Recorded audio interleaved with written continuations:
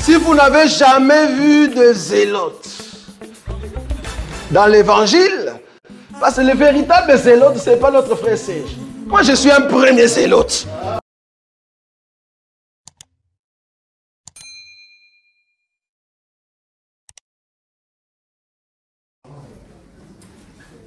Ça fait du bien de saluer son frère et sa soeur.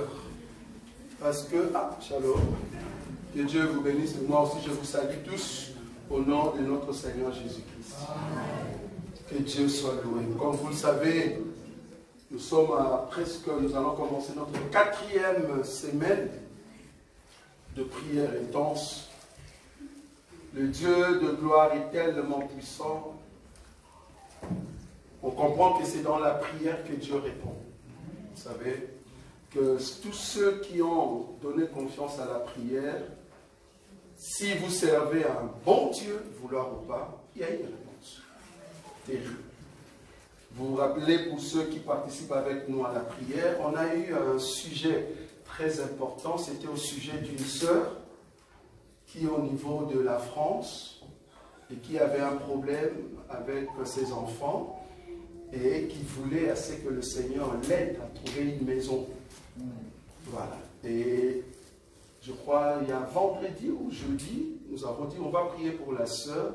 Et la sœur, nous avons dit, la sœur, va vite voir le, comment on dit ça, le genre de social, c'est ça? Va vite voir, si tu n'as pas encore commencé les démarches, va le faire. Et si tu as déjà commencé, ben, hâte-toi parce qu'on va t'appeler. Et en plus, la maison qu'on va te donner, c'est vraiment le goût que toi, tu avais besoin.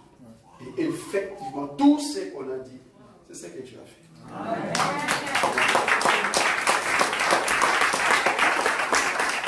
Donc, c'est une personne qui a cherché depuis longtemps la maison sociale, mais là, Dieu a ouvert une porte terrible dans la ville où elle voulait. Et la sorte des maisons. Donc, de la même manière qu'on a donné cette parole de connaissance, c'est ce qui est arrivé dans la vie de la sœur. Et là, la sœur, au fait, cette parole de connaissance, l'a aidée. Pourquoi? Parce que dans son cœur, elle ne croyait plus dans tout ce qu'on appelle pasteur, église. Elle était étonnée de voir que les A et le Z qu'on a dit dans une prière, c'est ce que l'assistant social lui a dit. C'est comme si c'était moi, au fait, l'assistant social. Donc elle était vraiment étonnée, elle dit, mais c'est vraiment un miracle pour moi. Et elle est vraiment dans la joie terrible. Elle a dit, est-ce que vous voulez que je vienne témoigner? J'ai dit, mais tu es en France, on va témoigner en France. Voilà, donc les dieux agit. Nous allons prendre une écriture. Je suis dans le livre de Jean. Jean chapitre 15. Jean chapitre 15. Jean chapitre 15. Frère béni. Nous commençons par le premier verset jusqu'au 8e. Jean 15, du 1er au 8e. Je lis au nom de Jésus-Christ. Amen. Je suis le cep, je suis le vrai cep, et mon père est le vigneron. Tout sarment qui est en moi et qui ne porte pas de fruit, il le retranche. Et tout sarment qui porte du fruit, il l'émonde afin qu'il porte encore plus de fruits. Déjà vous êtes purs à cause de la parole qui vous est annoncée. Demeurez en moi et je demeurerai en vous. Comme le sarment ne peut lui-même porter du fruit s'il ne demeure attaché au cep. Ainsi vous ne le pouvez non plus si vous ne demeurez en moi. Je suis le cep, vous êtes les serments. Celui qui demeure en moi et que je demeure porte beaucoup de fruits. Car sans moi, vous ne pourrez rien faire. Si quelqu'un ne demeure pas en moi, il est jeté dehors comme le sarment, il les sèche, puis il ramasse les serments. On les jette au feu et ils brûlent. Si vous demeurez en moi et que mes paroles demeurent en vous, demandez ce que vous voudrez et cela vous sera accordé. Si vous portez beaucoup de fruits, c'est ainsi que mon Père sera glorifié et que vous serez mes disciples.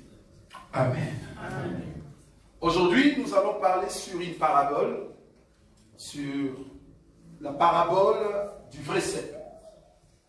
J'aime beaucoup le verset premier, là où Jésus lui-même martèle le terme vrai. C'est ça qui m'a donné la force. C'est Jésus qui parle ici. Ce n'est pas une autre personne. Jésus dit, le premier verset, « Je suis le vrai cep. » Ok. moi étant prédicateur, étant propagateur de la parole de Dieu, j'aime toujours des petits mots comme ça. Vrai. Quand tu dis vrai, alors qui était le faux? Parce que si toi tu es le vrai, c'est-à-dire il y avait un faux. Du coup, cela m'a amené à entrer maintenant dans la recherche de d'où vient ce cep. Parce que je dois connaître d'où vient ce cep pour savoir que c'est lui qui est le vrai. Et comme ça, par le cep, nous allons voir maintenant le sarment. Comme vous le savez, c'est déjà une prédication qu'on a déjà prêchée, peut-être que vous l'avez entendu, mais ici je vais le parler, en tout cas le présenter d'une autre manière. Le cep. Quand on dit cep, nous sommes vraiment dans la domaine de vigneron ou viticulture, comme vous le savez, en tout cas pour ceux qui étaient à l'école. Viticulture veut dire la culture des vignes. Là où on cultive des vignes ou de raisins. Pour ceux qui ont travaillé, en tout cas ici en Europe, dans des jardins ou soit dans des plantations, nous autres, en tout cas quand on est venu en Europe, on a travaillé dans des plantations de fruits, voire même de fleurs, et bizarrement, tu ne peux pas être debout. En tout cas, il faut être à genoux. Et la distance, en tout cas, c'est d'ici vers l'entrée de peut-être chaussée des Ninov. Et là, vous êtes à genoux. Vous continuez à ramasser de fleurs et vous remarquez que le dos va être endommagé. C'est ça le travail que tout le monde peut trouver. Parce que si normalement, il n'y a personne dans ce travail-là, en tout cas, qui est embauché. Ce sont toujours des travails momentanés, comme on dit. Parce que ton corps sera abîmé. Tu ne peux pas rester là-bas 5 ans, 7 ans, c'est pas possible.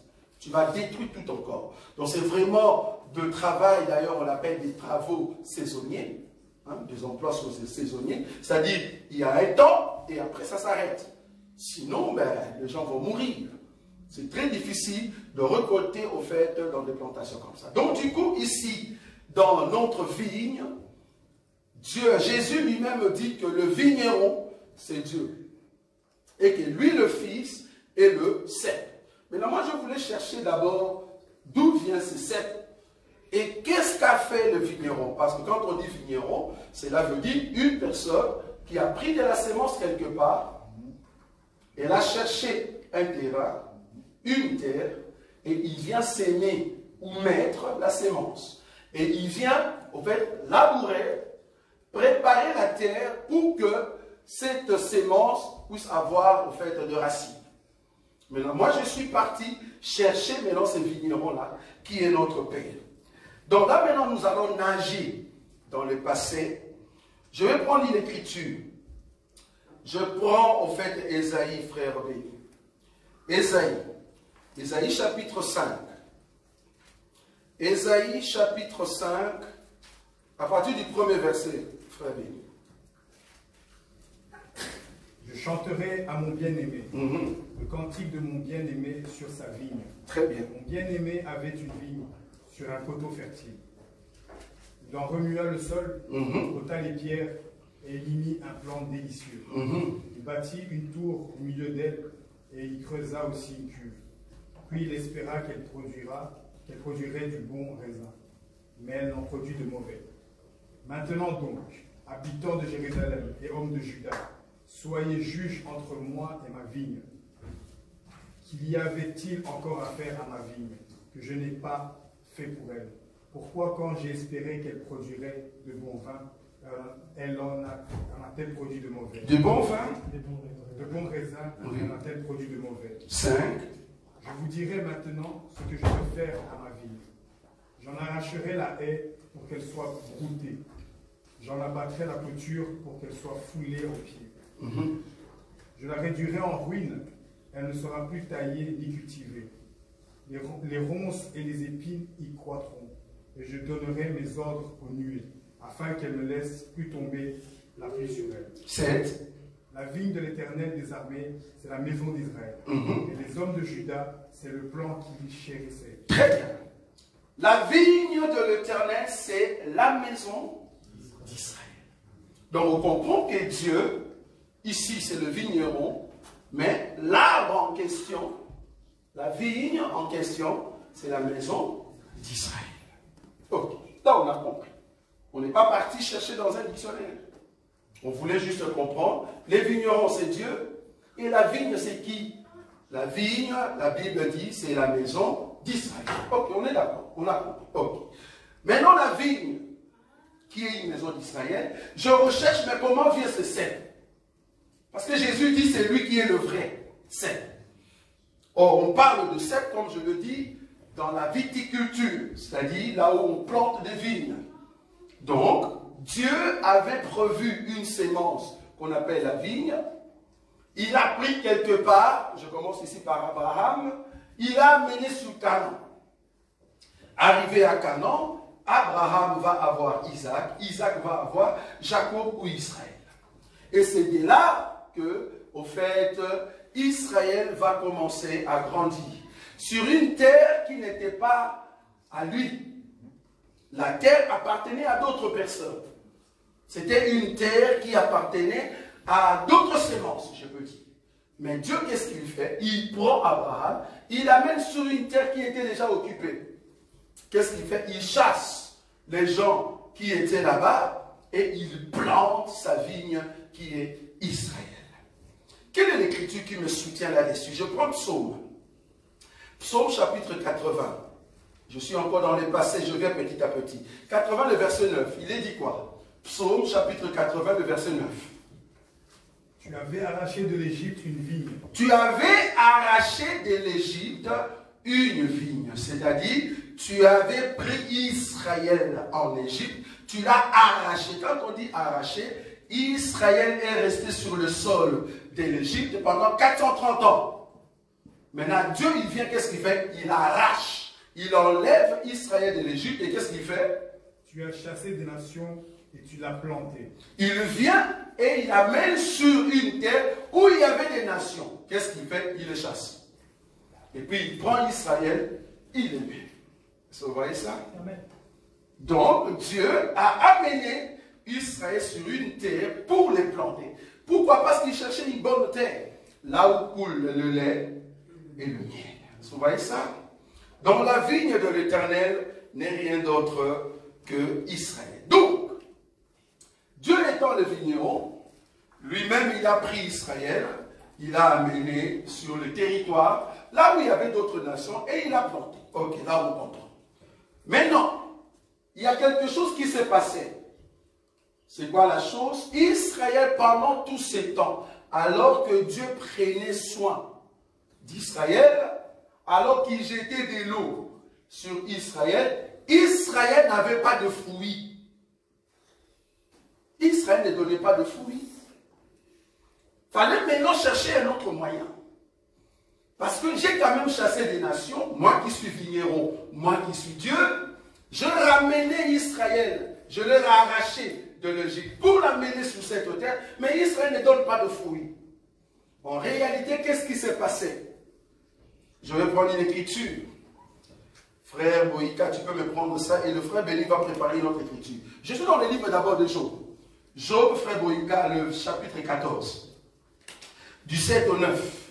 Job, chapitre 14, verset 7. 7 à 9. Un arbre a de l'espérance. Un instant. Le frère Béni prépare Ésaïe chapitre 10, 33 à 34. Oui. Un arbre a de l'espérance. Un arbre a de l'espérance. Quand on le coupe, il repousse. Oui. Il produit encore des rejetons. Quand sa racine a vieilli dans la terre, Oui. quand son tronc meurt dans la poussière, il reverdit à l'approche de l'eau.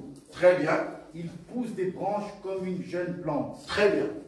Mais l'homme meurt et il perd sa force. Jusqu'à 9. Ah, jusqu'à 9. Très bien. Et puis on va lire Ésaïe 10, et puis on va revenir chez Boïka. 10, 33 à 34. Voici, Oui. le Seigneur, Oui. l'Éternel des armées, Oui. brise les rameaux avec violence. Il brise quoi? Les rameaux avec violence. Les rameaux là-bas au pluriel. Je répète, Ésaïe chapitre 10, le verset 33 à 34. Oui. Voici, Il brise les rameaux. avec violence, les plus grands sont coupés, Oui. les plus élevés sont abattus. Très bien. Il renverse avec le fer les taillis de la forêt. Très bien. Et le Liban tombe sous le puissant. Qu'est-ce que Dieu a fait ici? Quand Dieu a vu que sur la terre, que ce soit Israël, que ce soit les autres, ça ne donnait pas le fruit, Dieu a commencé à couper les arbres. Donc il entre dans la forêt, il commence à couper. C'est-à-dire, il fait tomber de royaume. Vous voyez ça?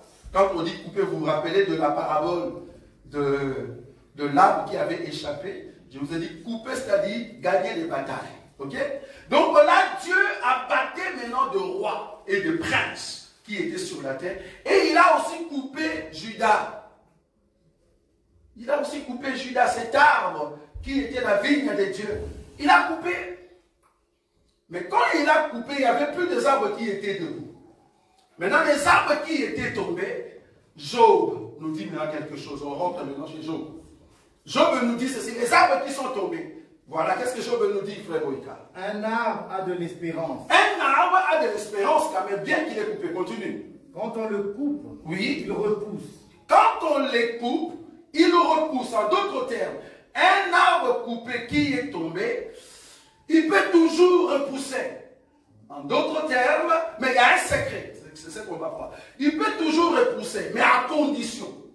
À condition que cet arbre reçoive, au fait, la prophétie de Job.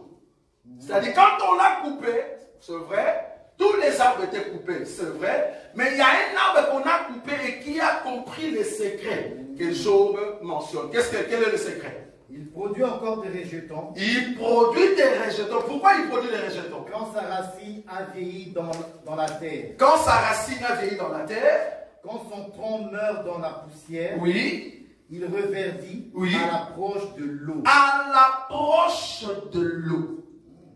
Est-ce que vous avez vu ça? Un arbre qu'on a coupé pour avoir la vie, si tu l'amènes près de l'eau, vouloir ou pas, l'eau va communiquer avec l'arbre. Ça fera que l'arbre va commencer à pousser de racines. En d'autres termes, une nouvelle vie redonnée à l'arbre. Quand la nouvelle vie est redonnée à l'arbre, alors l'arbre fait quoi? Il fait sortir ce qu'on appelle un rejet. Est-ce que vous voyez ça? Amen. Il fait pousser ce qu'on appelle un rejeton. Psaume chapitre 1er, le premier verset. Un arbre qu'on a coupé mais qui est près de l'eau, il pousse un rejeton. Psaume chapitre 1er, le premier verset. Il est dit quoi, frère Béni? Heureux l'homme qui ne marche pas selon le conseil des méchants. Très bien. Qui ne s'arrête pas sur la voie des pécheurs. Oui. Et qui ne s'assied pas en compagnie des moqueurs. Il est comment cet homme? Mais qui trouve son plaisir dans la loi de l'Éternel. Très bien. Et qui la médite jour et nuit. Oui, il est comment? Il est comme un arbre planté près d'un courant d'eau. Il est comme un arbre planté près de cours d'eau. Qui donne son fruit en sa saison. Il donne son fruit à sa saison. Vous voyez? Parce qu'il y a l'eau. Le fait que l'eau est tout près, l'eau entre en communication avec cet arbre qui était coupé. Et du coup, l'eau redonne la vie à l'arbre. Et qu'est-ce que l'arbre fait? L'arbre redonne le rejeton. Donc, les dieux qui coupaient les arbres, il y a un arbre qui était tombé du côté de l'eau. Or, comme vous savez, l'eau c'est la parole. L'eau c'est la vie. Cet arbre qui était tombé près de l'eau, l'arbre a communiqué avec l'eau, il y a eu maintenant un rejeton. Rejeton, ça veut dire une petite plante qui sort d'un arbre. On appelle ça rejeton. Donc quand tu vois un arbre, par exemple, que vous avez jeté près de l'eau, ou soit dehors, alors que c'est un arbre que tu avais coupé, mais tu vois quand même ça pousse. Alors que tu l'avais coupé, c'est parce que la pluie est tombée sur cet arbre. Maintenant, la peau de cet arbre entre dans la terre et il y a des racines, et du coup, l'arbre redonne la vie. Donc, c'est-à-dire, l'arbre continue de vivre. Maintenant, la partie qui sort, on appelle ça rejeton. Donc, la vigne de Dieu a été coupée. Dieu l'a coupée, mais cette vigne est tombée près de l'eau. Alors, qu'est-ce que la vigne va faire? La vigne, quand il a reçu l'eau, il y a un rejeton qui est sorti. Ésaïe chapitre 11. Ésaïe chapitre 11, le premier verset. Frère Béni. Puis un rameau sortira du trône d'Isaïe. Puis un rameau sortira du trône d'Isaïe. En d'autres termes, Dieu l'avait coupé, c'est vrai, mais ce vigne est tombé tout près de l'eau. Le fait qu'il est tombé tout près de l'eau, il y a un rejeton, un rameau qui est sorti. Oui, on continue. Et un rejeton naîtra de ses racines. Oui. L'Esprit de l'Éternel reposera sur lui. Ah, donc les rejetons en question, ce n'est pas vraiment un arbre. Parce qu'on nous a dit que les rejetons en question, l'Esprit du Seigneur reposera sur lui. Un rejeton sur qui il y a l'Esprit du Seigneur. Donc on comprend que les rejetons en soi, c'est un homme. C'est tout un homme qui aura l'Esprit de Dieu. Oui, continue. Continue, frère Béni. L'Esprit de l'Éternel reposera sur lui. Oui. L'Esprit de sagesse et d'intelligence. Très bien. L'Esprit de conseil et de force. Très bien. L'Esprit de connaissance et de crainte de l'Éternel. Il respirera la crainte de l'Éternel. Il respirera la crainte de l'Éternel. Il ne jugera point sur l'apparence. Très bien. 4. Il ne prononcera point sur un oui-dire. Oui, 4. Mais il jugera les pauvres avec équité. Il prononcera avec droiture sur les malheureux de la terre. Très bien, merci. Donc ici, on voit que le rejeton, c'est tout un homme. Mais il est encore rejeton. Il est encore rejeton, c'est-à-dire, l'arbre redonne la vie. Pourquoi? Parce que l'arbre est près de l'eau. Le vigneron l'avait coupé, c'est vrai. Mais le vigneron voulait que l'arbre tombe du côté de l'eau. Et l'eau a donné au fait de la vie. Quand je dis l'eau ici, c'est la parole. Parce qu'il faut comprendre que tout ce que le vigneron avait préparé avant en Israël, c'était la loi. La loi de Dieu, c'était ça l'eau que Dieu jetait sur la vigne. Mais cependant, l'eau en question n'a pas donné la vie exacte dans la vie au fait de la vigne. Donc la vigne n'a pas eu de fruits. Donc du coup, Dieu a dit non, non, non, non, je dois le couper. Ici, je parle de l'ancienne alliance. Donc ici, Dieu l'avait coupé dans Ésaïe 10, mais cependant, en le coupant, il y a quand même un rejeton qui est sorti dans Ésaïe 11. Et les rejetons en soi, on dit, ces rejetons-là aura l'esprit du Seigneur. Est-ce que vous avez vu ça? Pourquoi? Parce que la vigne avait de l'espérance. Si tu as de l'espérance, si tu tombes là où il y a l'eau, vouloir ou pas, tu vas encore verdir. Le secret, c'était au fait l'espoir qui était dans l'arbre. Remarquez que quand on coupe l'arbre, comme l'arbre est tombé sur la terre, il y a encore de l'espoir. Mais son espoir est lié à l'eau. Il ne faut pas tomber là où il n'y a pas l'eau. On ne tombe jamais dans les déserts. Si tu tombes dans les déserts, il n'y a pas d'espoir. Là-bas, il n'y a pas la pluie. Tombe là où l'eau va venir. Qu'est-ce que je veux dire? Si tu as de l'espérance que Dieu va t'amener au ciel, va là où il y a l'eau, la parole. N'allez pas là où il n'y a pas la parole. Vous aimez seulement là où il y a l'huile. L'huile n'avance pas l'arbre. Essaye de jeter l'huile auprès de l'arbre. Tu vas tuer l'arbre.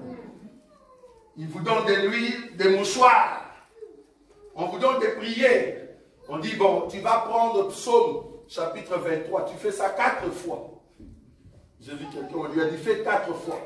Et puis, comme il y avait un problème de mort dans leur famille, on lui a dit, oui, il faut lire Psaume, chapitre 27. Mais tu vas le lire 10 fois. Et puis tu rajoutes à cela, je vous salue Marie. Donc commencez à saluer Marie plus de 20 fois pendant la journée. Même Marie est fatiguée. Tu le salues tout le temps, frère. Elle-même est fatiguée. Tu le salues tout le temps. Je vous salue. Je vous salue. Même Marie est fatiguée. Donc du coup, le problème c'est de tomber vers là où il y a l'eau. Parce que l'eau va redonner la vigueur dans l'arbre. Ok. Donc du coup, l'arbre reçoit la vie par l'eau. Et là, il y a un rejeton qui sort. Très bien. Mais les rejetons restent encore rejetons. Mais nous, ici, nous recherchons quand qu'est-ce que le rejeton est devenu un cep. Parce que si les rejetons restent encore rejetons, le cep ne peut pas donner des sarments.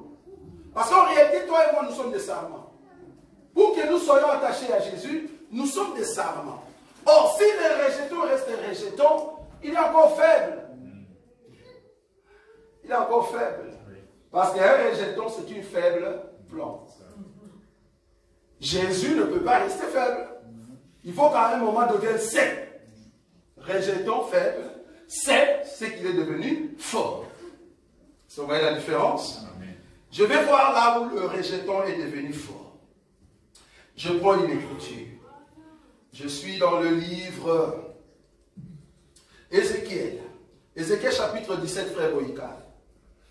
Ézéchiel chapitre 17, le premier verset jusqu'au deuxième et le cinquième jusqu'au sixième.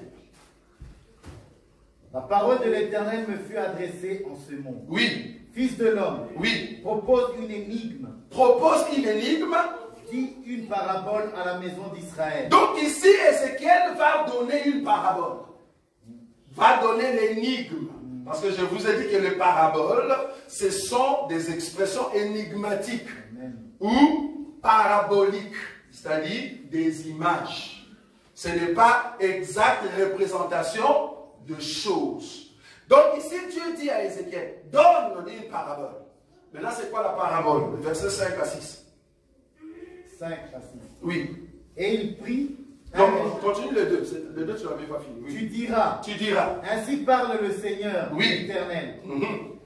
Un grand aigle aux longues ailes, aux ailes déployées, Oui. couvert de plumes de toutes couleurs, vint sur le Liban et enleva la cime d'un cèdre. Très bien. 5. Oui. Et il prit un rejeton du pays et le plaça dans un sol fertile. Très bien. Il le mit près d'une eau abondante Oui. et le planta comme un seau. Donc ici, on a pris, au fait, un rejeton, c'est-à-dire un arbre qui était tombé et qui a poussé. Mais on l'amène près de l'eau pour que cela donne des fruits. C'est ça, non? Oui, le verset 6. Ce rejeton poussa. Ce rejeton poussa. Pourquoi? Parce qu'il y a l'eau. On est d'accord? Plus ça pousse, oui, Et devint un cep. Ah! Le rejeton, quand il pousse, il devient un cep de cep, oui, de vigne. Il devient un cep de vigne. Oui. Étendu. Oui. Mais de peu d'élévation. Ses rameaux étaient tournés vers l'aigle. Et ses racines étaient sous lui. Oui. Il devint un cep de vigne. Oui. Donnant ses jets. Oui. Et produit des branches. Merci beaucoup. Donc ici, le rejeton qui était un faible, pas beaucoup d'élévation. Donc le rejeton est venu en deux temps. Il y a d'abord le temps de la faiblesse, et à un moment, il va avoir ses jets, ses branches. Là, ça sera le temps de la puissance. Donc nous avons un rejeton qui est sacrificateur, c'est-à-dire celui qui est sacrificateur, mais qui se sacrifie aussi lui-même. Parce que le sacrificateur que nous servons, il est sacrificateur, mais qui a sacrifié son propre corps. Donc, il vient d'abord comme sacrificateur. Donc, il vient comme faible. Notre Seigneur Jésus, la première venue de Jésus, il est venu comme un rejeton, un faible. Vous voyez ça? C'est pour cela, Isaïe 53, frère béni. Le frère béni me regarde. 53, il est dit quoi? Le premier verset. Rapidement, frère béni. Qui a cru à ce qui nous a été annoncé? Oui. Qui a reconnu les bras de l'Éternel? Il s'est levé devant lui comme un faible plan. Il s'est levé devant lui comme une faible plante, oui. Comme un rejeton qui sort d'une terre desséchée. Comme un rejeton qui sort d'une terre desséchée. Ici, si tu descends, on voit que Jésus se donne comme rançon. Comme sacrifice. Parce que si tu descends, le verset par exemple 3, méprisé et abandonné des hommes, homme de douleur et habitué à la souffrance, semblable à celui dont on détourne le visage, nous l'avons dédaigné. Nous n'avons fait de lui aucun cassin. Cependant, ce sont nos souffrances qu'il a portées. C'est de nos douleurs qu'il s'est chargé. Et nous l'avons considéré comme puni, frappé de Dieu et humilié, certes. Mais il était blessé pour nos péchés, brisé pour nos iniquités. Le châtiment qui donne la paix, qui nous donne la paix, est tombé sur lui. Et c'est par ses maîtrisses que nous sommes guéris. Là, c'est Jésus, rejeton, mais faible. Faible pourquoi? Parce qu'il doit porter les péchés. Il doit porter la douleur du peuple. Mais c'est un rejeton. Pourquoi il est rejeton? Mais l'arbre est déjà tombé. C'est-à-dire, là-bas, on n'a plus besoin de cet arbre qui était tombé. On commence à considérer la vie par les rejetons. Parce que l'arbre est déjà tombé. Donc, Jésus est la nouvelle référence de l'arbre qu'on avait coupé. Mais cependant, il vient d'abord comme faible. Il vient d'abord comme faible, mais après, quand il va donner des branches, c'est là-bas qu'on dit, les rejetons deviennent maintenant un cep. Parce que c'est par les cèpes qu'on peut avoir maintenant des branches. Est-ce que vous avez vu ça? Amen. Donc du coup, Jésus est venu d'abord comme un rejeton faible, c'est-à-dire un sacrificateur. Et après, il viendra comme roi. Là, il est puissant. Ça, c'est le cep. Là, il est très puissant. Donc, nous avons le sacrificateur et le roi. Et le rejeton est devenu, au fait, un cep. Très important. Là, maintenant, nous rentrons dans notre parabole du vrai cep. Quand nous disons parabole du vrai cep, c'est parce que Jésus-Christ, qui est sorti de Juda, étant roi, avant lui, il y avait aussi d'autres rois. Avant lui, il y avait d'autres prophètes. Mais tous ceux-là n'étaient pas de vrais.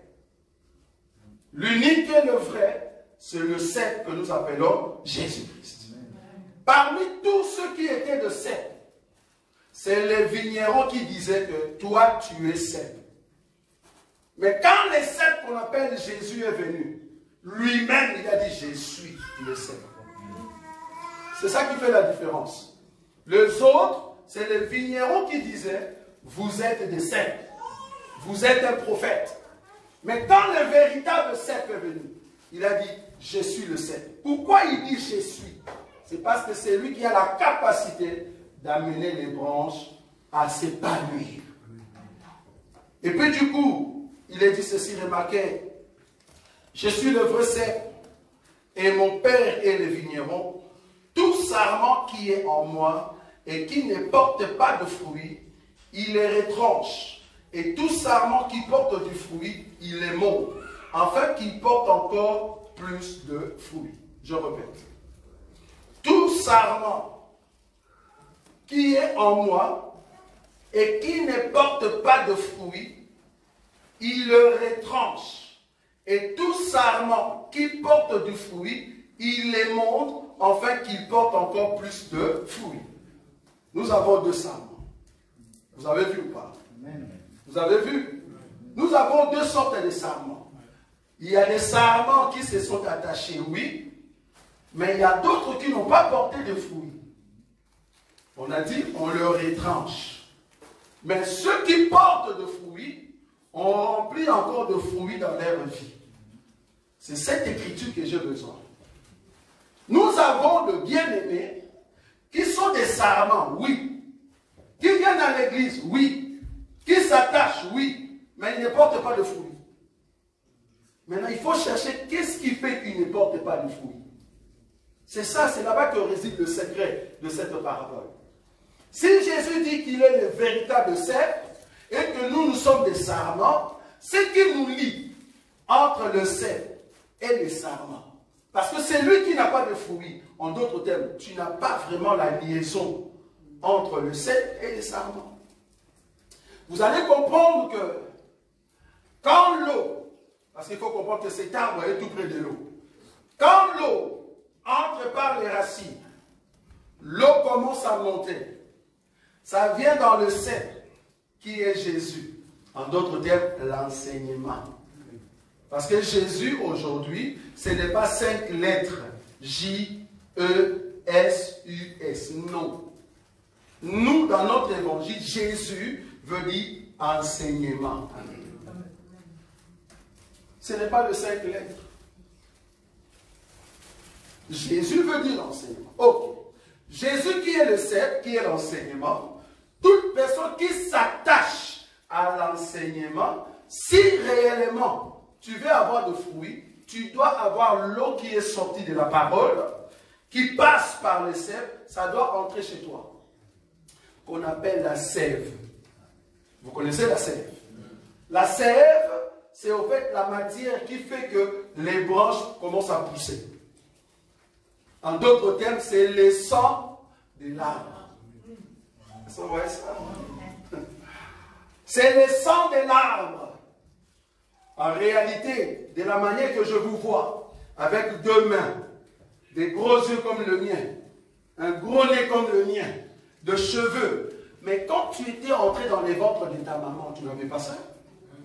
Non, non, non. Le fœtus n'a pas de cheveux. Bizarrement, nous tous, que ce soit homme ou femme, quand on était encore dans les ventres, nous étions des chauves. Ça, vous savez. Quand tu prépares tes cheveux, là, en réalité, quand Dieu te regarde, il dit, moi, je te connaissais quand tu étais chauve. Mais tu es trop de fier avec tes cheveux. Nous tous, nous n'avions pas de cheveux. Parce que nous étions des fœtus. Maintenant, le fœtus n'a pas de membres.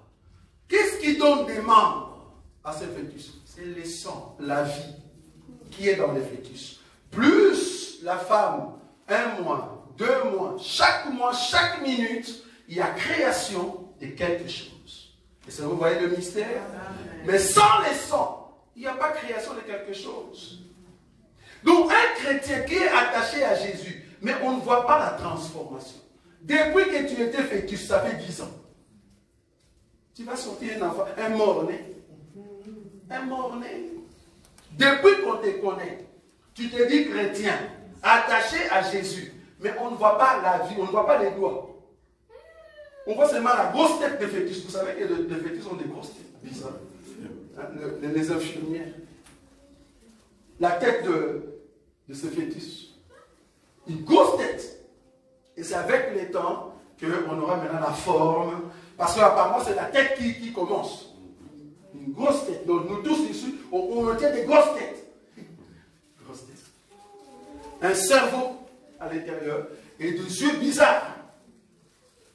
Et petit à petit, avec la vie, chaque mois, chaque minute, il y a quelque chose qui se forme. Et là, il faut aller auprès des médecins pour voir si la formation est vraiment réelle. C'est ce qu'on appelle écologie, c'est ça? Échographie et écologie. Échographie, merci. J'ai dit écologie. Échographie, c'est ça? Il faut faire ce qu'on appelle échographie. Or, le véritable échographe, c'est Dieu lui-même. Vous voyez ça? C'est lui qui sait en réalité que le doigt va commencer à sortir.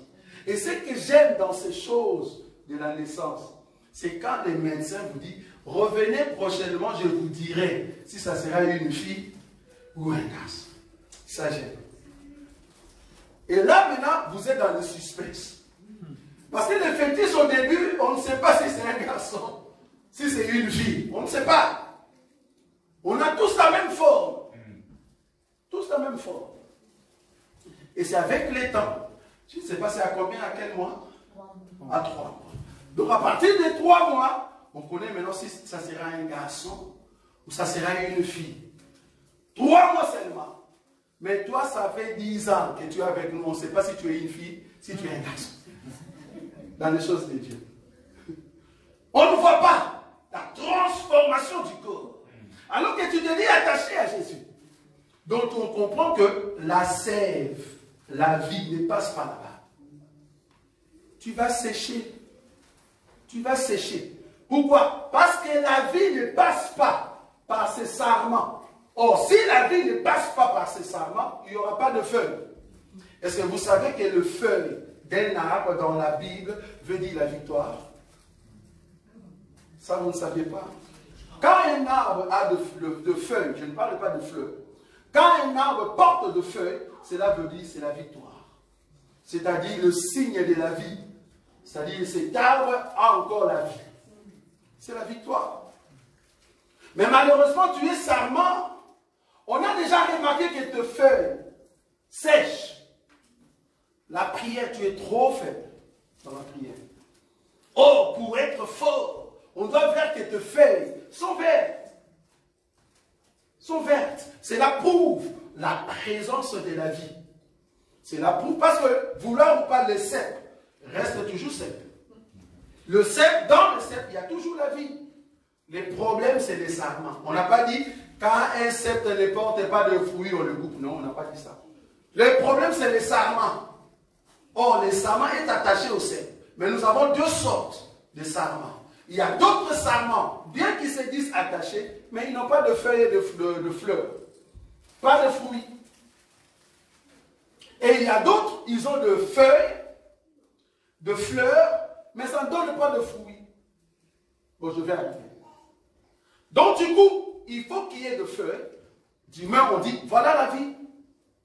Ça, c'est bon. Deuxièmement, plus il y a de feuilles, vouloir ou pas, il y aura un moment, la deuxième transformation, le feuille va faire pousser quoi? De fleurs. Or, le fleur veut dire le parfum. C'est par le fleur qu'on crée le parfum. Tout enfant de Dieu commence d'abord comme un sarment attaché à Jésus. En d'autres termes, tu dois accepter la parole. Tu dois venir à Jésus, venir dans la parole. C'est bien.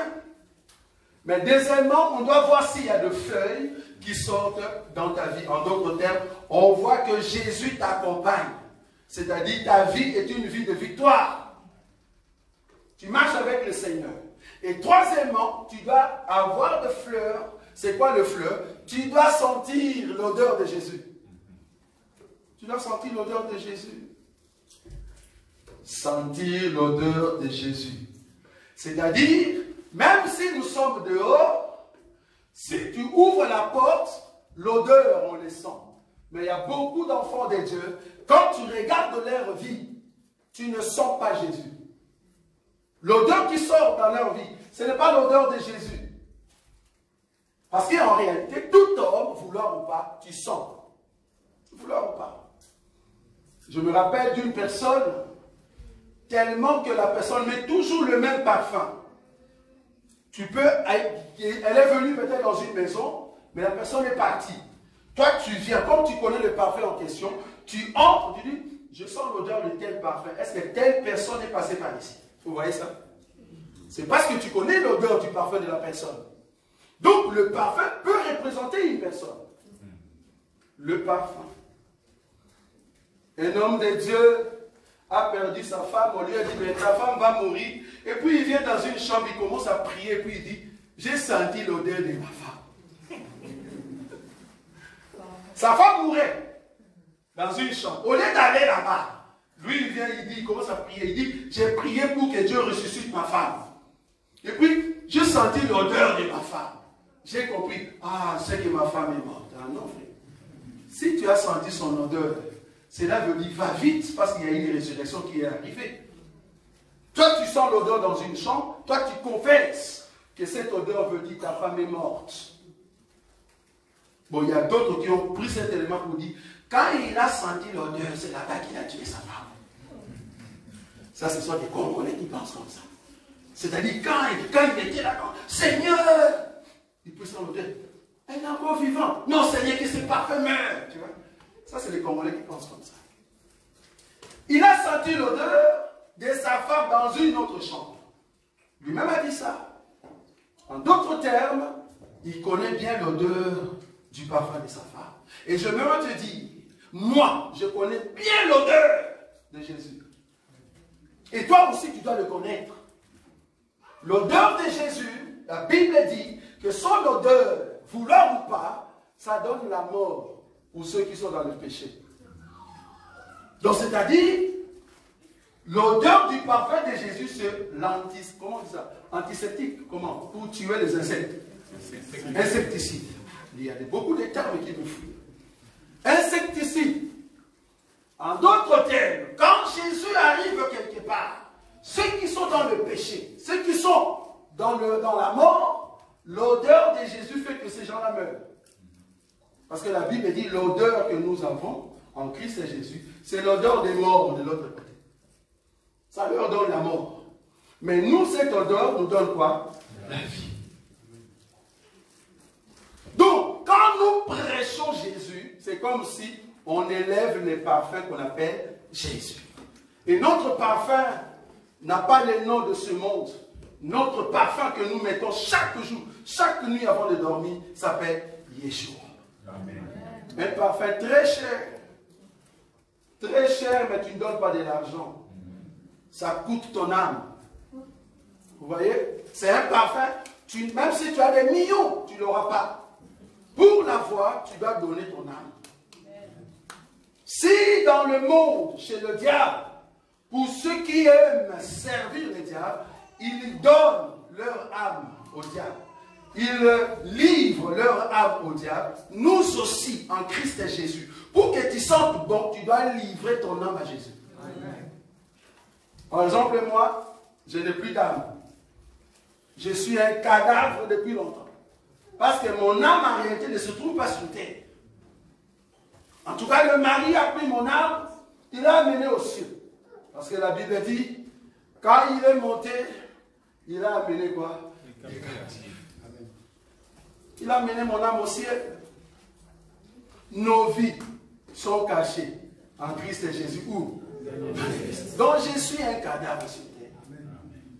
Mais partout où je passe, je suis obligé qu'on sente l'odeur de Yeshua. Vous voyez? On doit sentir l'odeur de Yeshua. C'est ça le fleuve. Oh, vouloir ou pas. Quand tout le monde sent l'odeur de Jésus, la première chose ou le premier peuple qui vient, ce sont les abeilles. J'aime beaucoup les abeilles. Amen. Quand les abeilles viennent, ils viennent pour sentir l'odeur qui est dans la fleur. Et là-bas, qu'est-ce qu'ils font? Je ne sais pas si vous savez, pour ceux qui ont étudié, je ne sais pas c'est quelle cause ça, pour qu'il y ait fécondation. Pour qu'il y ait fécondation des arbres. Il faut que les abeilles viennent, ils prennent, c'est ça non? Ils prennent quelque chose dans les fleurs et ils passent dans l'autre feuille et ils fécondent. Vous voyez ça? Je répète. La fécondation pour le fleur, ça se fait comment? L'abeille vient, il vient dans la fleur qui sent bon. Il prend quelque chose, j'ai oublié les termes. Il prend des choses qui sont en forme de poussière comme ça. Il va prendre ça, ces poussières-là n'est rien d'autre que des œufs. Parce que l'arbre aussi pond. L'arbre pond. Donc il va prendre cela et la mettre dans l'autre fleur. Et c'est là-bas qu'il va déposer. Et après quelques temps, il y a le fruit. Vous voyez? Or, le véritable abeille, c'est le ministre.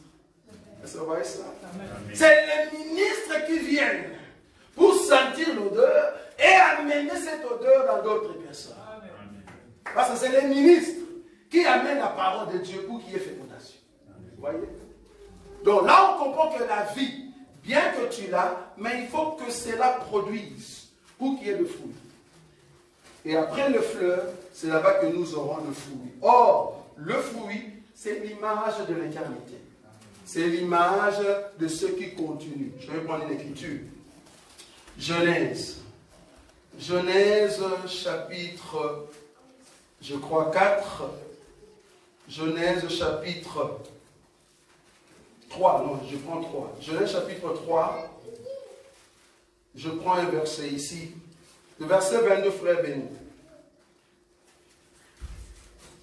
L'Éternel Dieu dit, oui. Voici l'homme est devenu comme l'un de nous. Oui. Pour la connaissance du bien et du mal.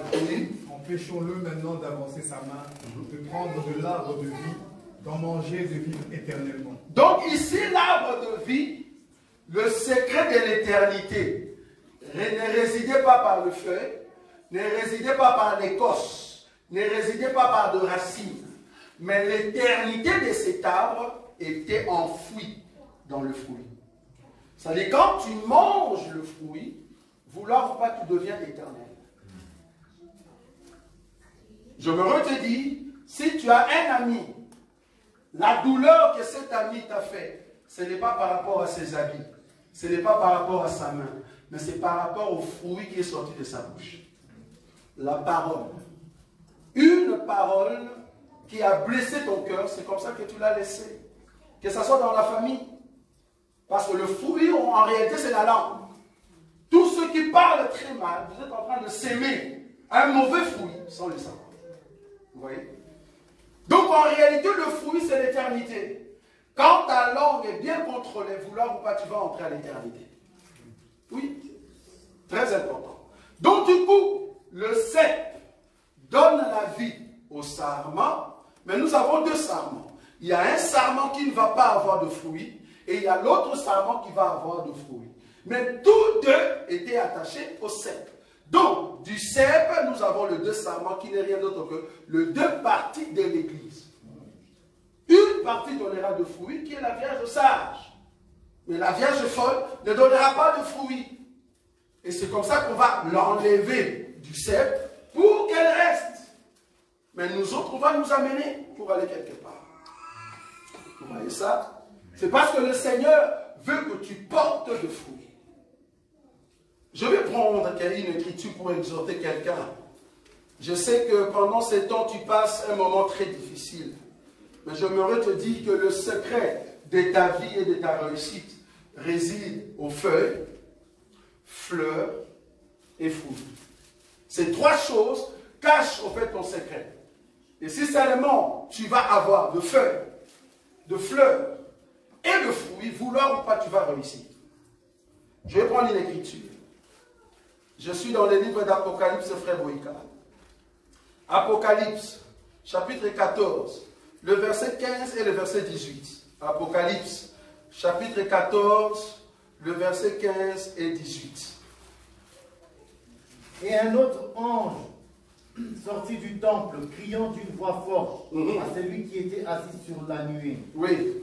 Lance ta faucille et moissonne, car l'heure de la moisson est venue. Car la moisson de la terre est mûre. Très bien. 18. Et un ange qui avait autorité sur le feu sortit de l'autel et s'adressa d'une voix forte à celui qui avait la faucille tranchante, disant: lance ta faucille tranchante et vendange les grappes de la vigne de la terre, car le raisin de la terre sont mûrs. Et l'ange jeta la faucille sur la terre, et il vendangea la vigne de la terre, et jeta la vendange dans la grande cuve de la colère de Dieu. Merci. J'ai pris cette écriture pour vous montrer que quand le Seigneur viendra, vouloir ou pas, il vient pour moissonner. Et cette écriture nous prouve que la terre est déjà mûre. Bien que c'était une écriture ancienne, mais dans ces temps où nous sommes, la terre est déjà mûre. Le Seigneur vient chercher dans son champ le fruit qui sont mûrs. Il va couper cela. Donc je prends dans l'autre sens de l'écriture. Parce que dans ce sens ici, c'est pour amener quand même ce fruit dans la colère. C'est-à-dire, on parle de coupe de colère de Dieu. Mais dans l'autre sens de l'écriture, je le prends pourquoi? Parce qu'on voit, au fait, le récolte, la moisson. On vient moissonner le fruit. Ok. Donc, ceux qui vont monter au ciel, ce ne sont pas ceux qui ont seulement de fleurs.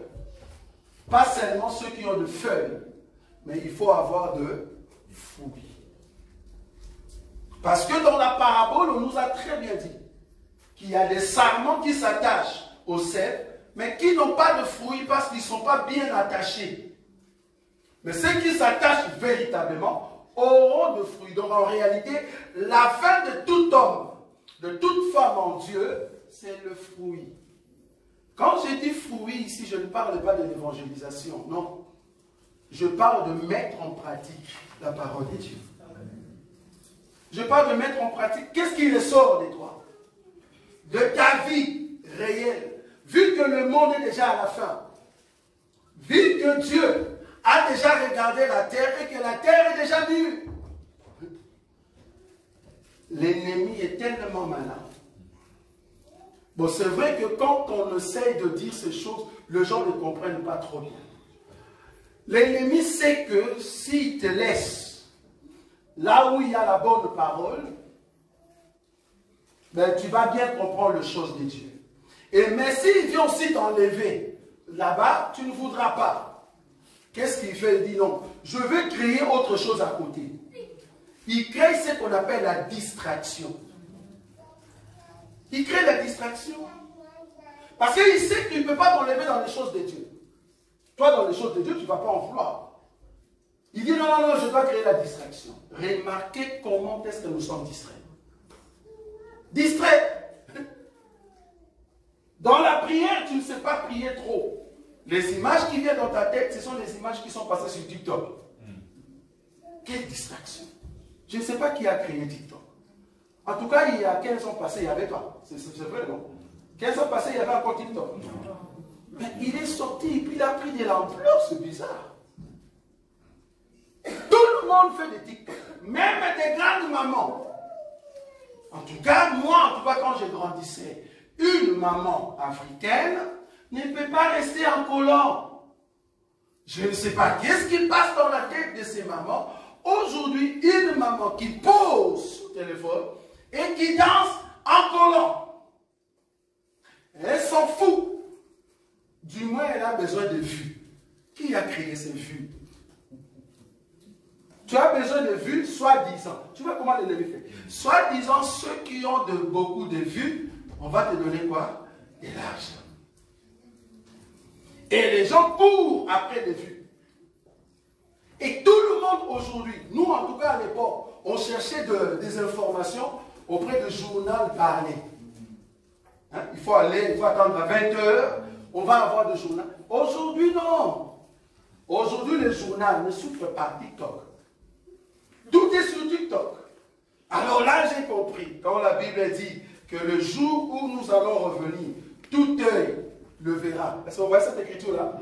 Quand nous allons venir, tout œil le verra. Parce que je me disais, mais l'œil en question, si moi je suis en Chili, et que Dieu est venu du côté de Jérusalem, comment nous allons le voir? Comment est-ce qu'ils vont nous voir? J'ai compris qu'ils vont nous voir par TikTok. Les gens qui vont filmer notre retour, ils vont l'envoyer sur TikTok. Ah, que Dieu m'aide, que quelqu'un qui m'a connu et qui ne va pas aller en enlèvement. Je ne sais pas quelle est la face que j'aurai ce jour-là. Si seulement tu peux zoomer pour voir un homme qui sera à côté du Seigneur, ça sera moi. Donc vous allez nous voir sur TikTok quand nous allons venir dans la gloire. Quand nous allons descendre dans la gloire, c'est là-bas que vous allez propager la nouvelle partie, partout. Ils sont revenus. Le plus fort, le fort, ceux qui vont amener la paix, ils sont revenus. Vous allez l'envoyer sur TikTok. Aujourd'hui, les hommes et les femmes sont distraits sur TikTok. Remarquez, je me dis, certainement il y a un esprit. Tu peux rester comme ça. Tu commences TikTok. Tu prends la première image. Dès que l'image finit, tu passes deuxième. Deuxième, troisième. Tu vas te rendre compte que tu as fait 2 heures d'être courbé comme ça. Mais qu'est-ce que tu regardes et qu'est-ce que tu cherches? C'est la distraction pure. Dis à la personne de lire la Bible. Ne plus que pour 30 minutes. Ce n'est pas possible. Dis à la personne de prier pour 10 minutes. Ce n'est pas possible. Mais sur TikTok, tu as toutes les informations. On comprend que c'est la distraction. Alors que la terre est déjà mûre. Les grappes de raisins sont déjà mûres. Très bientôt, Dieu va ramasser tous ceux qui ont des fruits pour que nous puissions monter. Vous voyez? C'est terrible. Bon, gloire soit rendue à Dieu, en tout cas ceux qui appartiennent au Seigneur Jésus. Et ils font un effort de ne pas être esclaves de TikTok. De ne pas être esclaves de TikTok. Pas être esclaves de... Parce que petit à petit, j'ai l'impression qu'il y a une sorte de combat entre ces gens de réseau. Avant, on avait de... comment on appelle ça? Vesp, j'ai oublié. Il y avait un truc de... comme TikTok, mais un autre. Snap aussi, c'est quoi? Voilà. Ah, petit à petit, tu sens qu'il s'écarte. Maintenant, TikTok a pris de l'ampleur. Maintenant, on ne sait pas qu'est-ce qui va venir après. Mais ils vont créer pour amener et les enfants, et les jeunes, et les vieux. Même les vieux dans le village, ils cherchent comment faire des TikTok. Tu es au village. Il n'y a personne qui va t'appeler pour dire « Papa, je t'aime, tu es beau ». Tu es au village.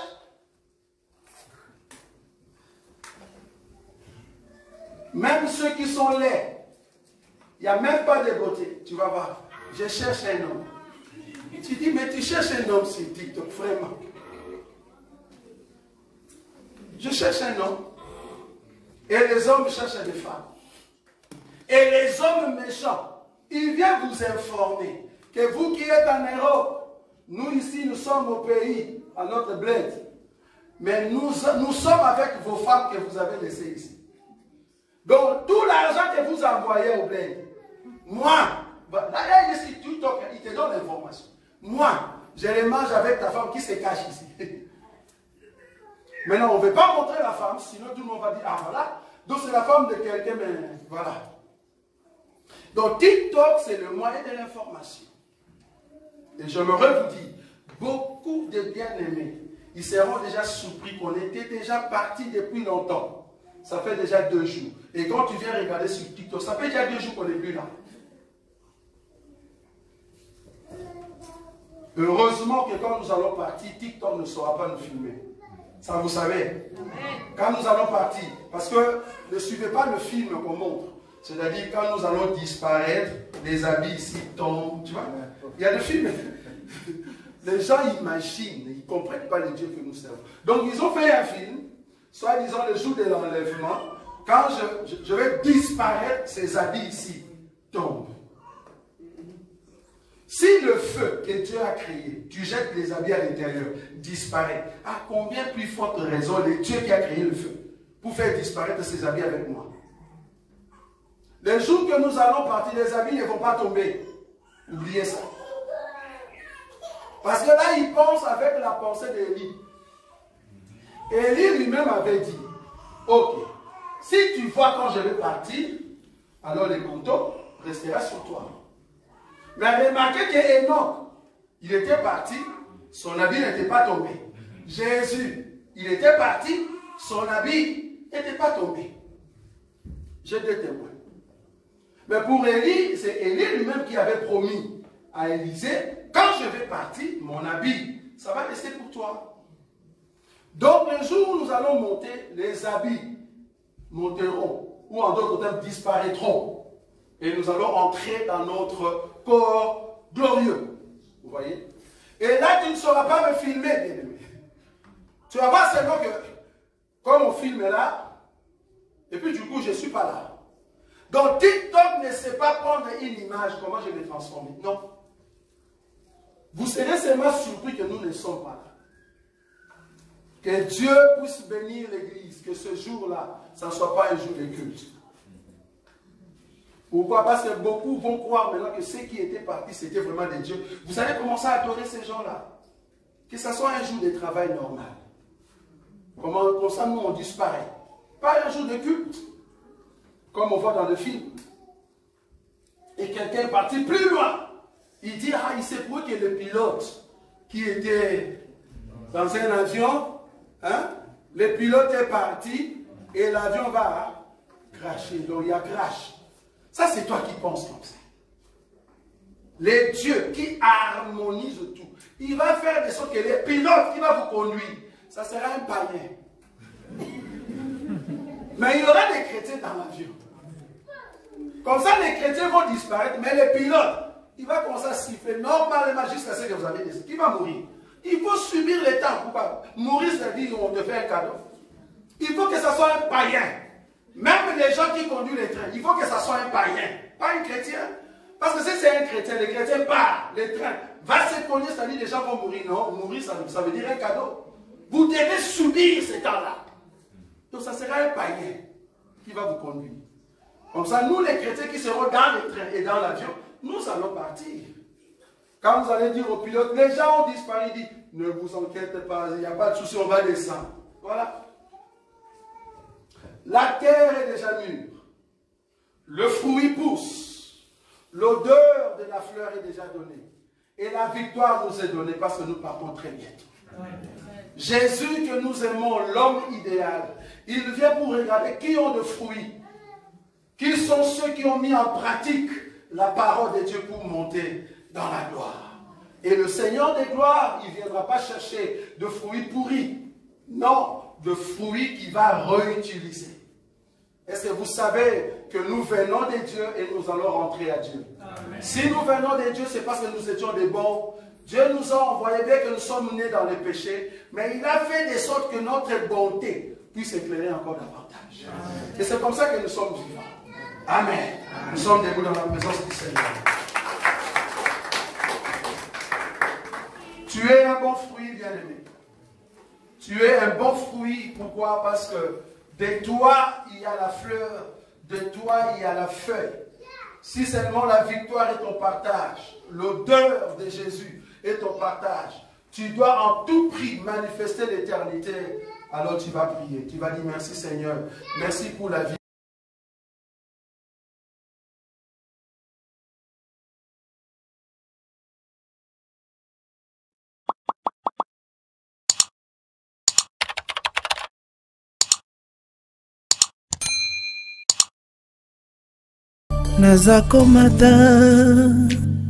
Nazakomata ngai, nazakomata